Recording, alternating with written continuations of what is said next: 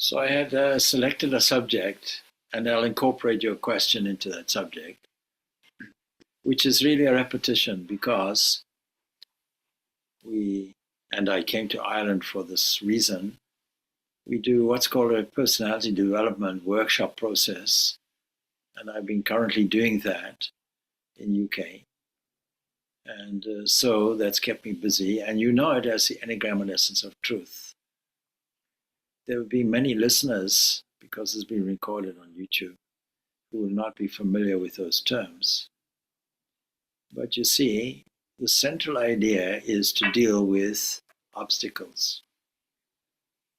We go through life, and the background to it, according to the Vedanta, is, and we did a practice of that in the meditation, that fundamentally we are not what we seem to be, and the world around us is just an interpretation. And the interpretation is subject to the instrumentation that we are using.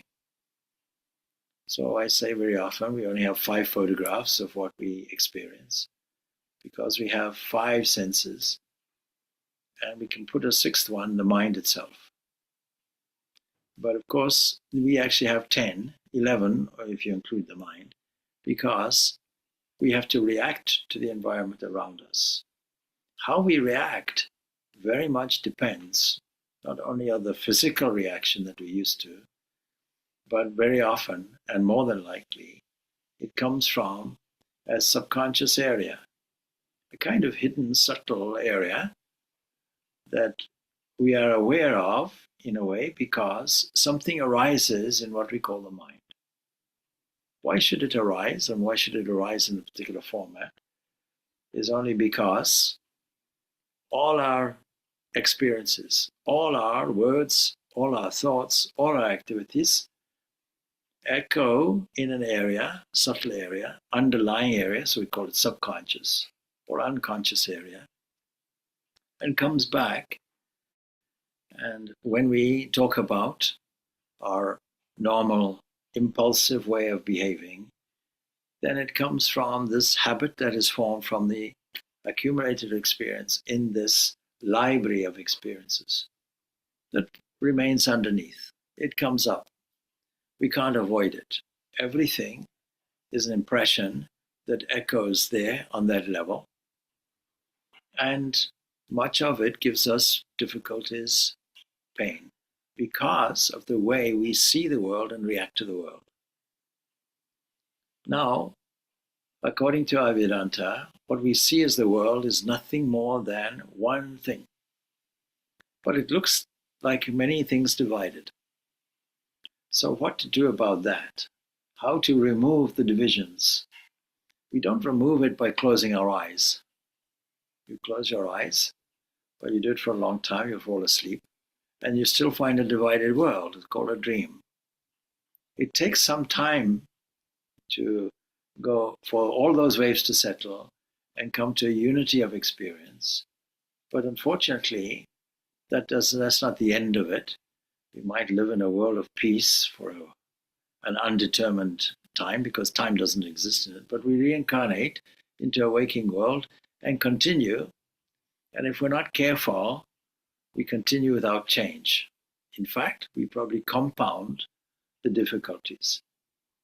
The central difficulty is, according to the workshop that we conduct, a compulsion. That means we don't find any choice in behaving as we behave unless we consciously change it. Why should it be perpetuated? Why doesn't it change? It's because it forms a self-image which we are reluctant to change, because we put a stamp, this is me. This I is called egoism. Now, the psychological analysis of it, in very brief terms, is contained when we talk about meditation.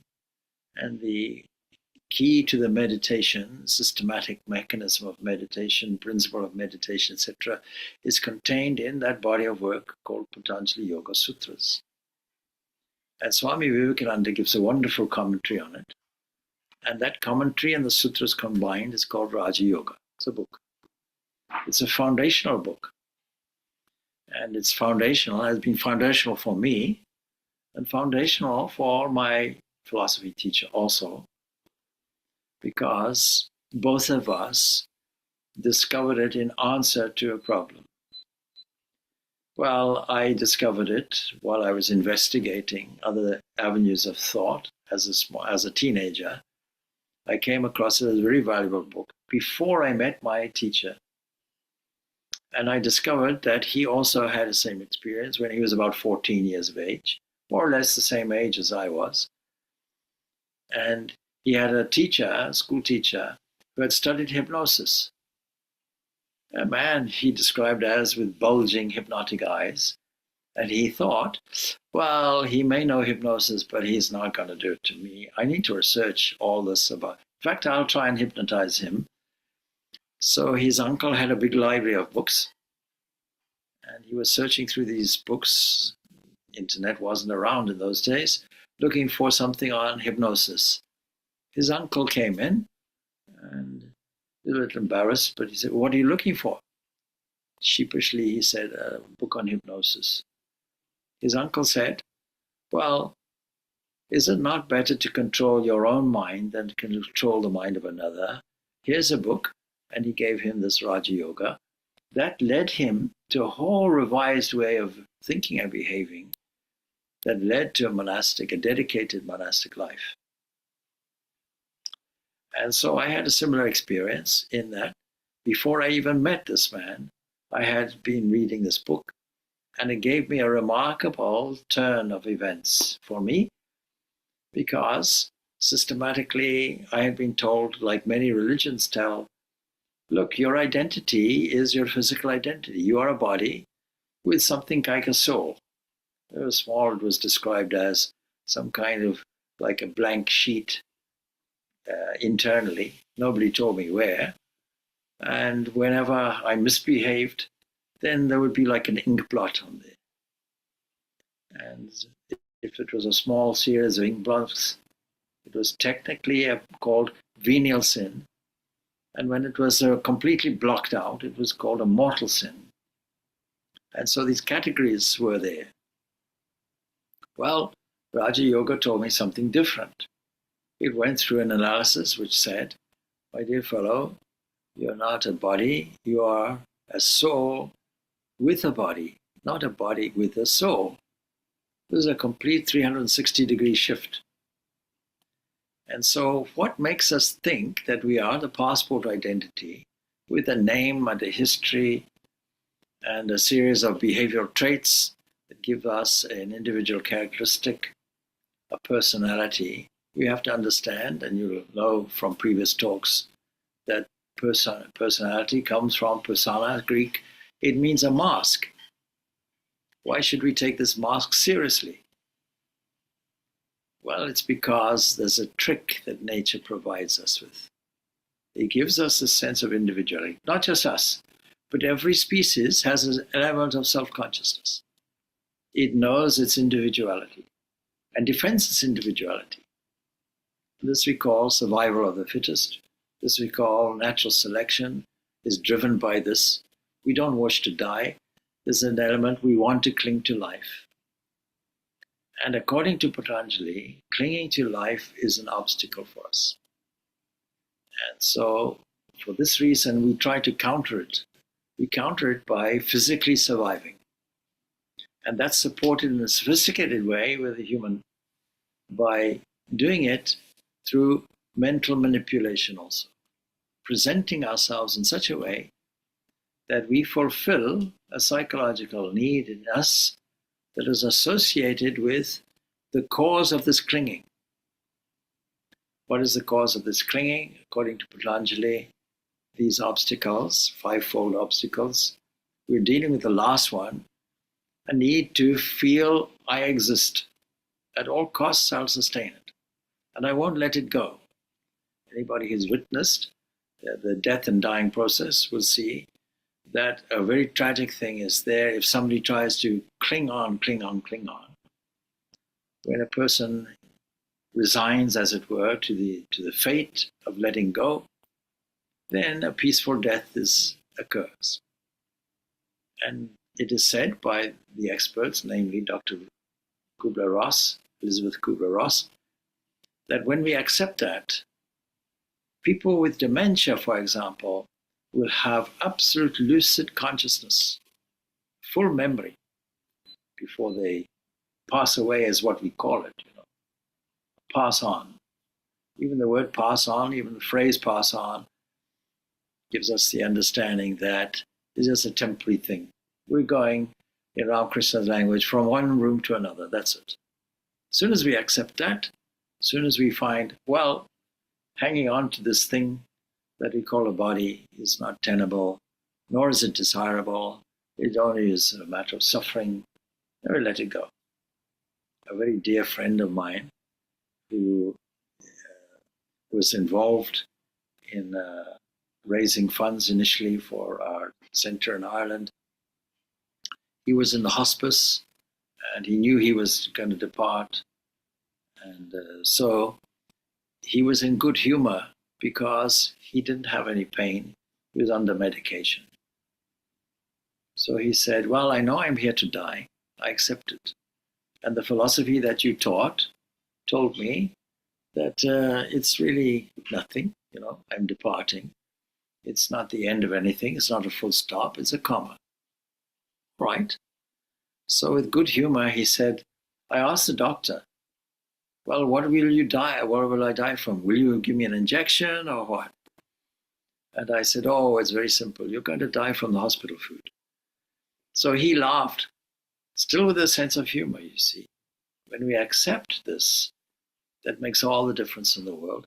And when we accept so-called difficult things in life and deal with it with a sense of humor, based on the idea that this world is not as serious as we thought it was.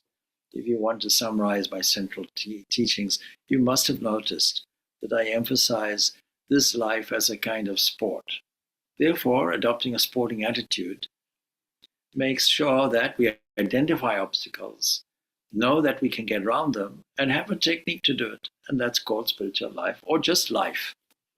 Called a game of life. We need to know it, and we need to know how to play it. And if it's a game or sport, then we have to play it very well. Now, there's nothing new in this that I've told you, because I repeat all these things time and time again. But then, are you absorbing it and applying it is the next thing. So what is this cause of this clinging? Well, the cause of it is attachment and repulsion. A kind of push-pull situation. It makes two categories. And attachment is there because we want something that is pleasant. We don't want darkness. We don't want pain. We don't want suffering. We don't want doubt. We don't want fear. We don't want all of these psychological things. And we definitely don't want physical things. That gives us problems. And yet we are stuck with it. As long as we have a human body, the human body will undergo some suffering. That's a given. We might block it out. We might not wish to face it. But historically it's true.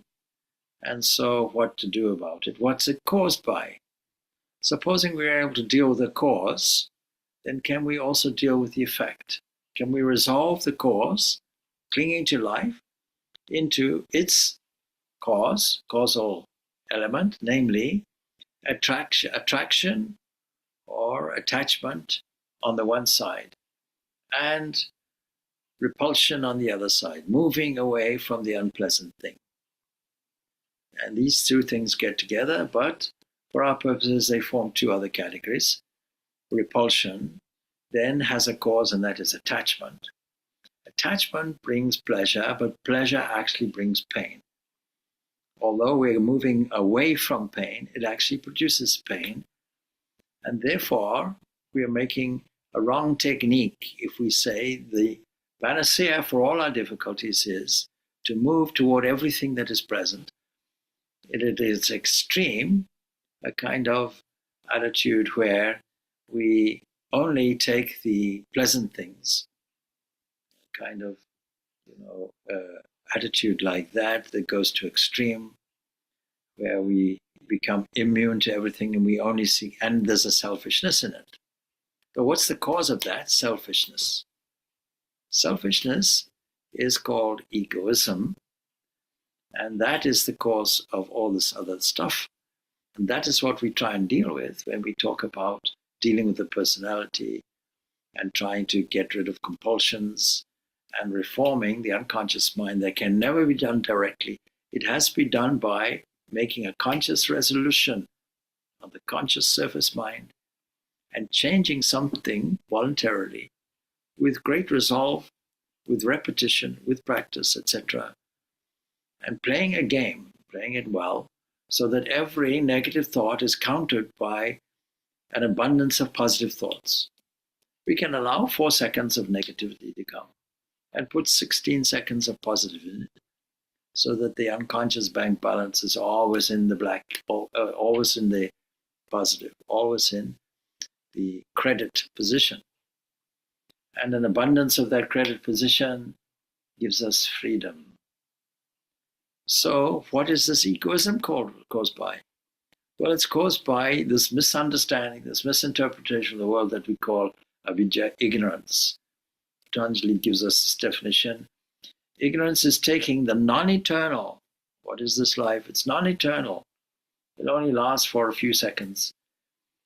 The impure, few seconds, you may think it lasts a long time. No.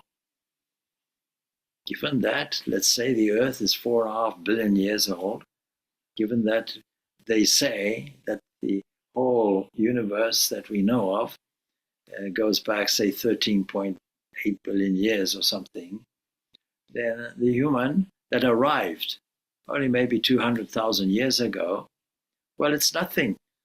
It's nothing on the cosmic landscape. And our life, we must have noticed it pass very quickly. At the end of every year, you might say, oh, that went so quickly. And as you advance in age, the time seems to be going, you don't know where it's gone. But it's gone. And that may give rise to an understanding of our temporary existence.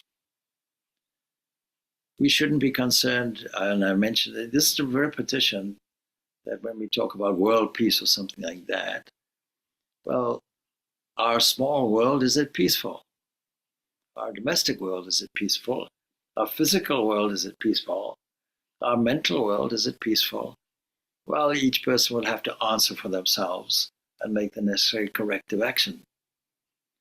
So it's taking the non-eternal and the impure, because it's all tarnished, it's not pure.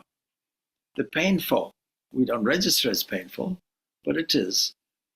And the non-self, that is, the non-eternal self, for the eternal, the pure, the happy, and the self respectively, is a small aphorism, is a sutra, a thread, meant to be expanded on, but it's so profound because you can analyze all of that as a kind of checklist and say, well, do I take the non-eternal for the eternal? Do I take the impure for the pure? Do I take the painful for the pleasure? Do I take the non-self for the self? And if you're human, you'd probably, to some degree or other, say, yes, yes, yes, that's it, that's it. So how to get rid of this ignorance? Well, as we know, the only antidote to ignorance is knowledge. And we have to cultivate that. We have to look at the world from a different point of view, shift our outlook, and revise our interpretation. So the commentary that Swami Vivekananda gives, and his commentary is based on the old commentators like Vyasa, and there's an explanation to that called Vachaspati's glass. All that he's studied, and he comes up with his commentary. He says, all the different sorts of impressions have one source, ignorance. We have first to learn what ignorance is. All of us think, I am the body and not the self. There it is. I used to think that. I was educated to think that. And this revolution in studying this Raja Yoga gave me a different perspective. The effulgent, the ever blissful. So I'm the body, I'm not the self. the pure, the effulgent, that's what the self is, the ever blissful, and that is ignorance. We think of man and see man as body. This is the great delusion. The great atheist, Richard Dawkins, modern kind of evangelical kind of atheist, will say, write in a book, the God delusion. Nobody yet wrote a book, The World Delusion. They should do it. I may not have the time, so don't put it on me. Somebody else can write it. But you see, the whole of the Upanishads write it. The whole of the Upanishads, the whole of our scriptures will tell us about this world delusion, but it won't leave it there. It'll also tell us about the reality, the axle, the basis of knowledge, the one that is enduring, never lives, never dies, is always there, always constant. So that's what's behind it. And so how to deal with it now? The primary thing that comes from it would be this egoism. And so Patanjali says, egoism is the identification of the seer with the instrument of seeing. What's the instrument of seeing? The eyes, but also the eyes are just one aspect of our seeing, because we hear, we touch, we taste. All the senses are, in a way, seeing. And when we identify ourselves with the instrument, it is technically called ahamkara, egoism, sense of I. That is the cause of all the other things. It's the cause of the attachment, the cause of the repulsion, the cause of the clinging. Now these are registered as obstacles, because if we are full and free and perfect, if we are the immortal self, if we are pure, if we are self-effulgent, nothing lights us, it's the lighting element to everything else. If we are ever blissful, how is it we feel imprisoned? How is it that we feel restricted?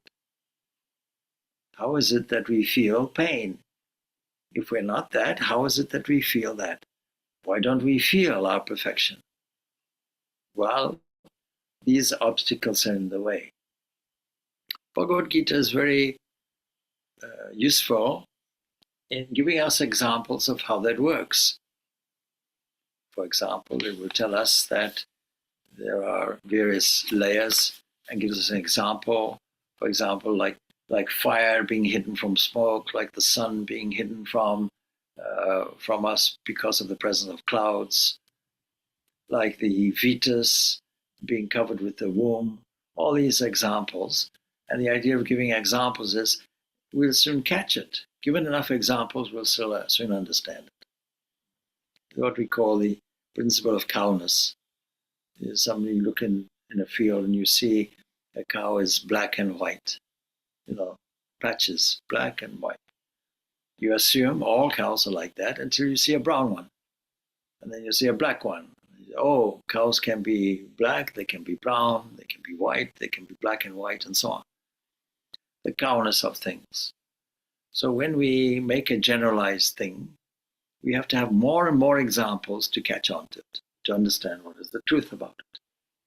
Anyhow, the commentary goes like this. The seer is really the self.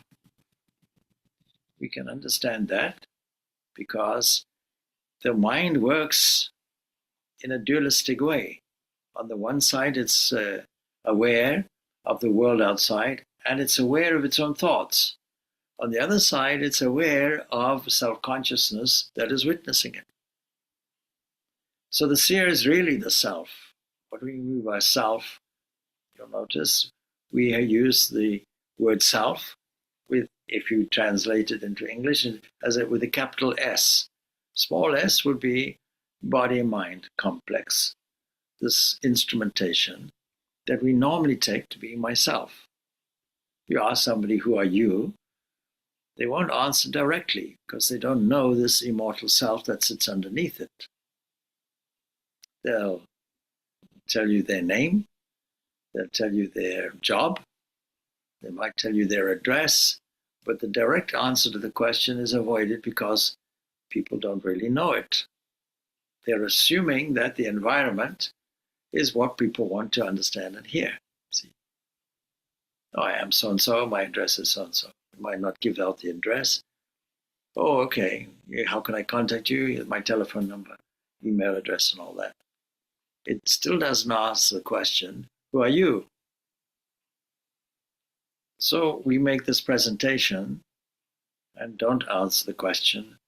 The seer, the one who sees, the one who witnesses, is really the self, the pure one, untainted by any confusion, any doubt, any fear, any selfishness, any immorality, any poor value, any vice, completely untainted. Even words are tainted. There's an Upanishad that tells us, you see, that as soon as a manifestation of the world occurs, things start getting tainted. They start becoming impure. Words themselves are impure. And so, the pure one, the ever holy, the infinite, ever holy means one of pure qualities, without any aspect of self-centeredness, cruelty, lack of compassion. All of these things that we register, these are not good things. These are immoral things. And yet somehow we still engage in them, forgetting this principle, thinking that we have to preserve something. That's the last obstacle. We have to cling to life. We have to exist. We have to survive at all costs.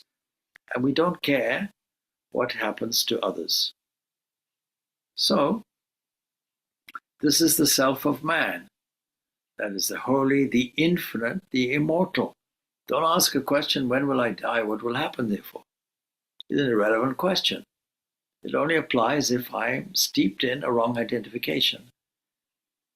This is the self of man. And what are the instruments? The question. Then he says, the chitta or mind stuff, the buddhi, the determinative faculty, the manas or the mind, the indras or the sense organs. These are the instruments for him to see the external world, and the identification of the self with the instruments is what is called the ignorance of egoism. We have to understand the geography of the mind. What we call mind is really internal instrument, the repetition, and it comprises of various fragments, various faculties. That's why we know it's not ourself, because it's made from parts, and every part has a function. You can collectively talk about the car of an engine, but the car of an engine really is made from so many different parts. And if one part breaks down, then the whole engine stops working. So this combination of parts is for the good of the user. It's not an independent thing. You know, the fan belt of your car doesn't say, oh, you know, I am very important, you know. It doesn't have this kind of ego. The spark plug doesn't say, well, I can walk or not. It depends what mood I'm in today. It depends on the age of your car. It feels like that sometimes. Anyhow, so these are the faculties. It begins with a receptive faculty, the internal instruments. We think that the sense organs are the eyes and the ears. No, these are just the transits for all the colors and forms that we would interpret and that are relevant to the corresponding instrument, eyes, ears, and so on, because there's certain things we don't catch with them. We only catch a limited part of the universe with them. We can't catch infrared, we can't catch ultraviolet, and so on. All the instrumentation used to capture the furthest objects in the universe, in the cosmos, are done through the infrared. We can't see them directly. All the magnificent pictures of galaxies and nebula and so on are all colored by the infrared. And we can put them in a picture book and think how magnificent. But the naked eye will not be able to see it like that. And then that comes now to the overall faculty called manas, mind. Indriya's mind is more subtle. And the mind contains all experiences except the instrument which acts as an executive officer and makes decisions that we call buddhi. And so that buddhi is there, it's a determinative faculty. These are the instruments for him to see the external world. And the identification of the self with the instruments is what is called the ignorance of egoism, that brand of ignorance.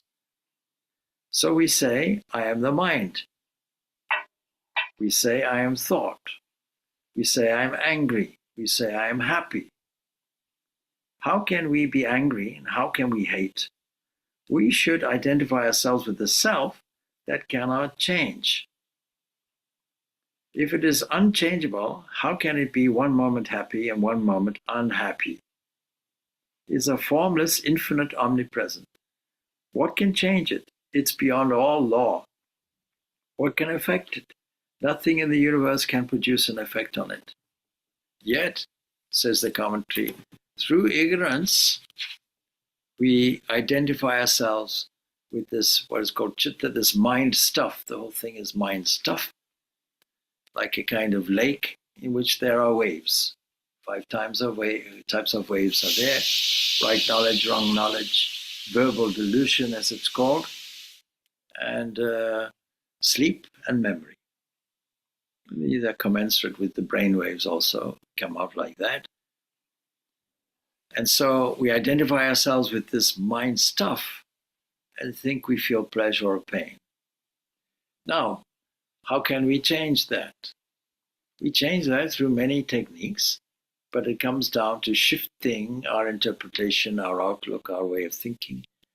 This we do through all the experiences documented, which we call scripture. What is scripture? You see, in a certain person's house that I have recently stayed in. Actually, it's out in the countryside, but the person has a wonderful library of books, beautiful accumulation of books. And most of these books we can classify as scripture. In other words, we can pick them up, open it, even at random, and find something that is useful for our lives based on this same principle of a unity of self. And the only distinction, of course, that the Sankhyas and the yogis have is that so many individuals are so many selves. No, there's only one self at the end of the day. Vedanta supplements it and says, no, the self is transcendent. The self is immortal. You can't have two immortals. It's infinite. You cannot have 8 billion infinites. So it comes down to one thing, one entity. That's the thing. Now, if you really understand that, then what's the need for any self-help books? What's the need for any, on the negative side, any self-interest, any arguments, any war, and so on? It's this unity which is not experienced that creates all the problems. As soon as we find a sense of individuality, then we have uncertainty and anxiousness. So how to reform our way of thinking? Well, repeating useful phrases, what is in positive thinking called affirmations, but doing it in the most glorious and joyful way, not in any way for self-interest. That's the trap. I want to change something, I make an affirmation, I read it in a positive thinking book, and they said, make a sentence and assert it. Well, that's not very positive because it's trying to adjust or change something deliberately without accepting this immortal, perfect entity which is already here, nothing to get, is already here. We just have to remove the obstacles. And so there are some useful mantras that can be applied. And yes, these mantras can be repeated collectively, but understanding the meaning is necessary. When you go to our center in Paris, they are accustomed to repeating many of these mantras, which are standard mantras, and they are contained in literature and so on. Some of them are tantric mantras that can be repeated with bija mantras and so on and so forth. These are all useful. Provided, of course, we're not repeating them in order to get something. We're repeating them to express the glory of what is already there. That's important. Because based on this one fact, there's nothing to get. There's no expectation. And what prevents it immediately is the technique of peeping. When is it coming? When is it coming? Is it here yet? Look out the window. Lord isn't here yet. When is he? You said he'll come, but he's not here yet. Well, maybe I'm using the wrong mantra. Maybe I'm using the right technique. Change my religion, change my guru. No, stop peeping. Peeping stops it. Expectation stops it. There's nothing to peep. That's a lack of faith. All you do is accept and discover this deep, deep essence, which devotees call God. You can say the Divine Mother. You can say the Father of the universe. You can say my divine companion and friend. You can even say my child. You can say my beloved. You can say my lover. You can say my master. Any of these terms, any of these approaches are there. And if you have a mantra given by a guru, this is the expression of that particular outlook, that particular identification, that kind of ishta, that identification, a chosen ideal that leads you to this understanding. But the most powerful thing that you have is that. No need for any other mantras. But can you repeat other mantras? Of course you can. Even when we do the peace prayer, it's a mantra as well, isn't it? And so there are prescribed mantras for different types of obstacles. Supposing you're in great danger, supposing that you're in a corner, you don't know how to get out of it, and because of human nature, you feel a little anxious and fearful and so on. There doesn't seem to be any feasible way out. Well, then you can repeat a mantra, Om Rang, for example, which is the mantra of fire. Imagine yourself surrounded by a protected curtain of fire, and asserting that as a way of expressing the divine protection which is always there, not to get anything. Then what happens? The whole universe shifts on a principle which is called condensation principle. That you shake up the whole universe, because there's only one universe. That's why we call it universe, not multiverse. Only one thing. Only one cosmic mind is there. And that cosmic mind will give you what you resolve, what you intend, without cancelling it with a counter thought, a counter doubt, or any of these things. Anyhow, so many mantras are there for different purposes, and much of the ancient Vedas are dedicated to this, what we call the Samhita portion. There are certain mantras that can be used, no doubt, but none of them will be as powerful as your mantra given by a competent teacher, designed specifically for you. But I repeat, any other mantras you can do, collectively or individually, it's okay. So, the mind stuff, we feel pleasure or pain, then it describes attachment, and the commentary goes like this, or the actual sutra goes, attachment is that which dwells on pleasure. We find pleasure in certain things, and the mind, like a current, flows toward them. And this following the pleasure center, as it were, is what we call attachment. We are never attached where we do not find pleasure. That's a wonderful analytical statement. And you see, why are we attached to something? Because it's pleasurable. We find pleasure in very queer things sometimes, he says. But the principle remains. Wherever we find pleasure, there we are attached. You see, the depth of this, your own being, is bliss.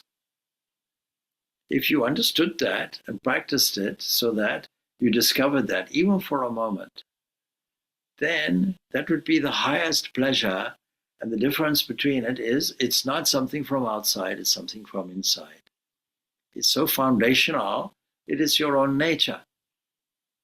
And your nature is described in the Vedic sense, the Upanishads, as Sat Chit Ananda, that is existence itself, consciousness itself, that gives explanatory power, why we want to live, why we want to survive, and why we have intelligence and why we have self-consciousness.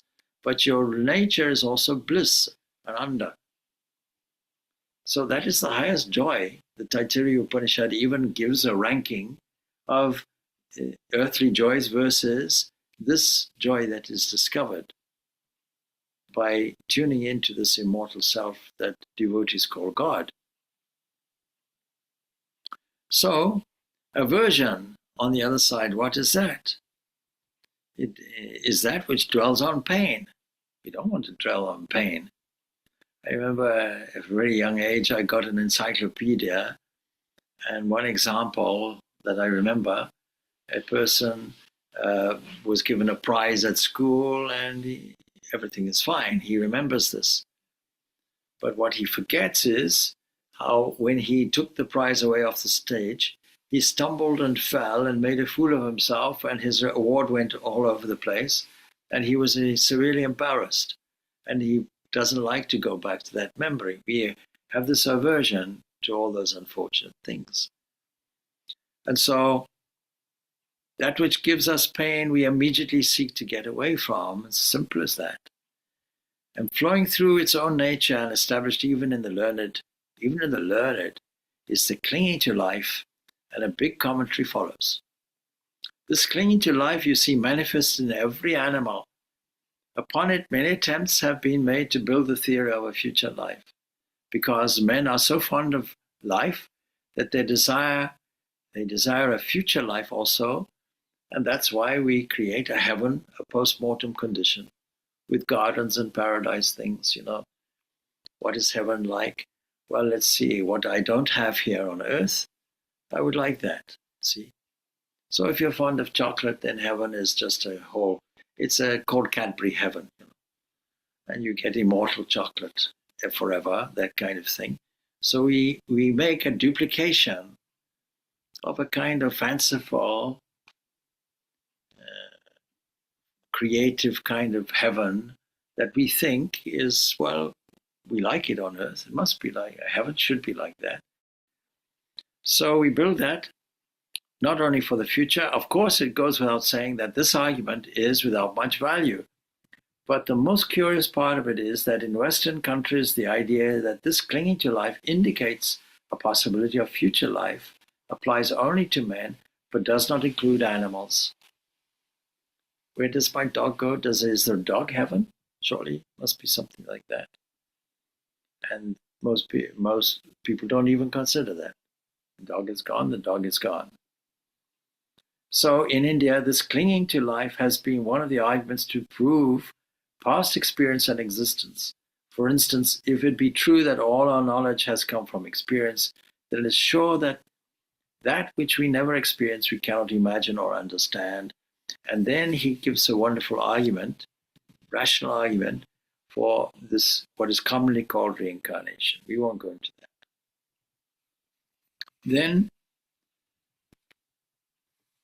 a remarkable thing is given. So the fine samskaras, this is the next sutra, the fine samskaras are to be conquered by resolving them into their causal state. In other words, this fine samskaras, our whole experience, marred and based on these obstacles, we have to resolve them into the next grosser thing. They're being very fine. And so resolving them into their causal state, and the commentary goes like this: samskaras, these unconscious impressions, a kind of imprint on all our activity, are the subtle impressions that manifest themselves into gross forms later on. How are these fine samskaras to be controlled? I can tell you now, you can't do it directly. Bad habits have to be overcome by good habits. Negative thinking has to be overcome by an overwhelming sense of positivity. Impure thoughts have to be overcome by pure thoughts. Immorality has to be overcome by an overwhelming set of noble values. So the subtle impressions that manifest themselves into gross forms later on, how are these fine samskaras to be controlled? By resolving the effect into its cause. And when the chitta, this mind stuff, which is an effect, is resolved into its cause, asmita or egoism, then only the fine impressions die along with it. Meditation cannot destroy these, but the next sutra will tell us, but by meditation, their gross modifications are to be rejected. Now, one thing that we can come across is a person gets angry, a person hates. So in this world of ours, we find plenty of that. Even within ourselves, we find it. And so how do we get rid of this? This next sutra will tell us. It says, meditation is one of the great means of controlling the rising of these waves. By meditation, you can make the mind subdue these waves. And if you go on practicing meditation for days and months and years until it has become a habit, until you become in spite of yourself, anger and hatred will be controlled and checked. That's how you control it. And so it goes on. The receptacle of works has its root in these pain-bearing obstructions and their experiences in the visible life or in the unseen life. So we now have a definition of what is egoism. We can see how it's subtle. We can see how, if it's not controlled, then anger and hatred will arise. Now, how to control then, how to root out this ego? Well, we can go to the Bhagavad Gita. Bhagavad Gita, in the 3rd chapter, tells us this. It says, Prakrite kriyamana mani kosaha, the disposition of nature, gunas of Prakriti. How do you control these subtle thoughts, which may be highly negative and therefore damaging? You have to bring counter thoughts. So what are these negative comprised of? They're comprised of what we call egocentricity, selfishness. I want to do something. Who is the beneficiary? I'm the beneficiary. That becomes then enslaving. That becomes the producer of pain. It's a pain-bearing thing. And or a sense of giving up, sense of resignation, sense of laziness, sense of increased vice, a sense of going into the darkness of ignorance, compounding the ignorance. The first one we call rajas, the second one we call tamas. And how do we rescue? We bring the third component, the third guna, binding entity, sattva, and we make sure all our thoughts, all our words, all our deeds are saturated with this element whose characteristic is unselfishness, no aspect of egoism at all, in a negative sense. But it's there in a positive sense. What does it mean? The problem is egoism. So the problem is not ego, because ego can be used in a sattvic way as an open channel, as an open distribution kind of a distributor for the benefit of all. Like a flower opening, I gave some of that in the meditation, like something that is expressing goodness and value. Yesterday, what is today? Today's Tuesday, okay. So it was on Sunday. On Sunday, I took a group of young musicians for a walk in the beautiful, beautiful Glenloch. And if you see how they enjoyed it so much, why? Because it was a spiritual experience. They learned that there was beauty hidden in things not previously observed. One of the accompanying adults with this group, 29 youngsters, ranging from, let's say, 9 years old to 16, and ask, how many of you have walked this road before? And more or less every one of them had. And the point was, how many of you found the same joy that you're finding in this? And you'll see smiling faces everywhere, see uplifting. So, what should we do? Is it not better to be a distributor of joy, a distributor of noble values, enlightening values, where people feel an internal thrill? And from that, actually, walk, they made some music. They made a composition. They called it A Walk in the Glen. A wonderful experience. So why should we not be an open channel to distribute all that joy, all that abundance? Why should not every human encounter result in an upliftment of a spirit somewhere? So we should use this disposition that we have. So the disposition of nature, or gunas of prakriti, perform all action, whether it's good, whether it's bad, whether it's in our favor or not. With the understanding clouded by egoism, however, what do we think? We think, I am the doer. It's all me. Instead of an impersonal open channel distributing. And then the one with true insight into the nature of these components, these gunas, and the actions which spring from them, knows that the gunas as the sense organs merely move among gunas as the object and doesn't become entangled. In other words, that's how you overcome ego. Very practical thing being told directly. This is how we overcome it. Then it goes on, prakrite guna sanmudaha sajante guna karmasu. Those who are deluded by these gunas of prakriti, they get attached to the functions of the gunas. There you find attachment. The man of perfect knowledge, man means the human, of perfect knowledge, should not unsettle the minds of dull-witted whose knowledge is imperfect. In other words, we take people where they are and don't try and change them, but try and gradually encourage them in what they're doing. After all, it's better to be selfishly active than to be lazy. So you encourage them in their activity. You teach them, okay, set goals, set objectives, do some planning and so on. It's all good. But what is higher still is this idea, I'm not the doer.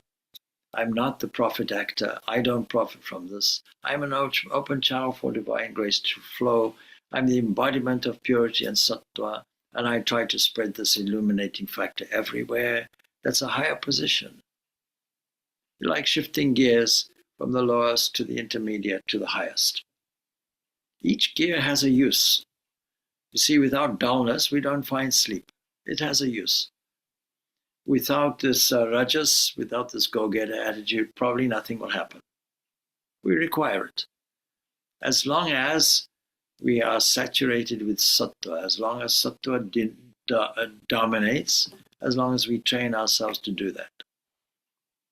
So those who are deluded by the gunas get attached to the functions, but the person of perfect knowledge shouldn't unsettle the minds of the dull-witted, those imbued with tamas, whose knowledge is imperfect, surrendering all actions to the divine, with your thoughts centered on this immortal self, or what devotees call God, freeing yourself from hope and selfishness. Hope means anxiety. It's not what you think. Hope means, I hope I get something. I haven't got it, I hope I get it. I hope I get it in the future. No, accept what you have now.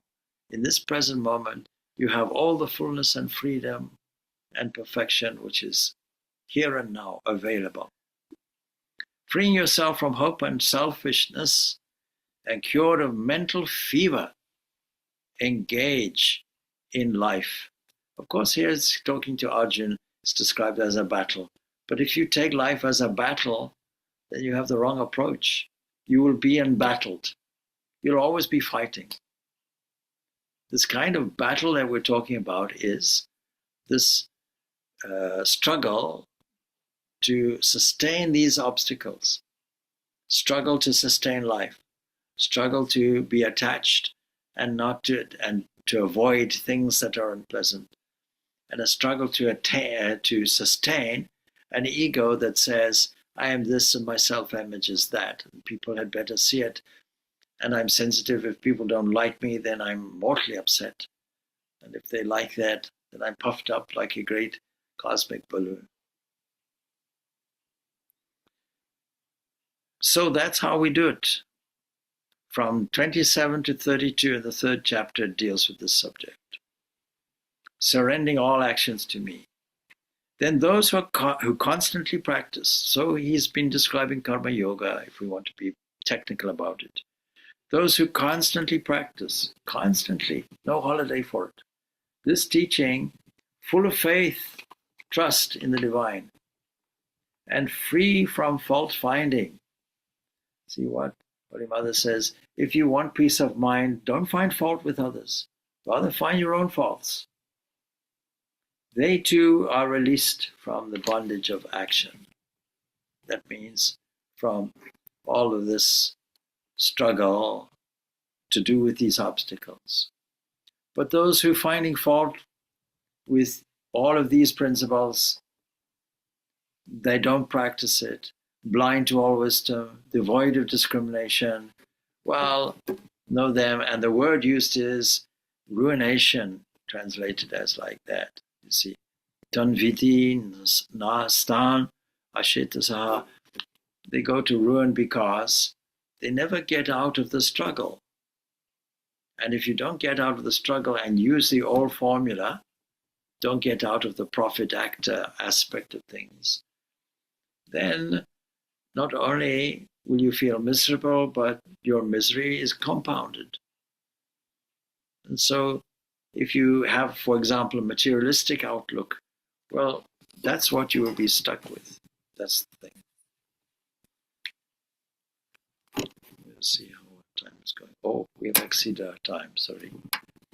So coming back to an original question about mantra, I've touched on it, of course.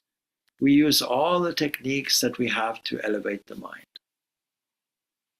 This group that we dealt with on Sunday, they came out with the most marvelous music because actually I pointed out that everything is vibration.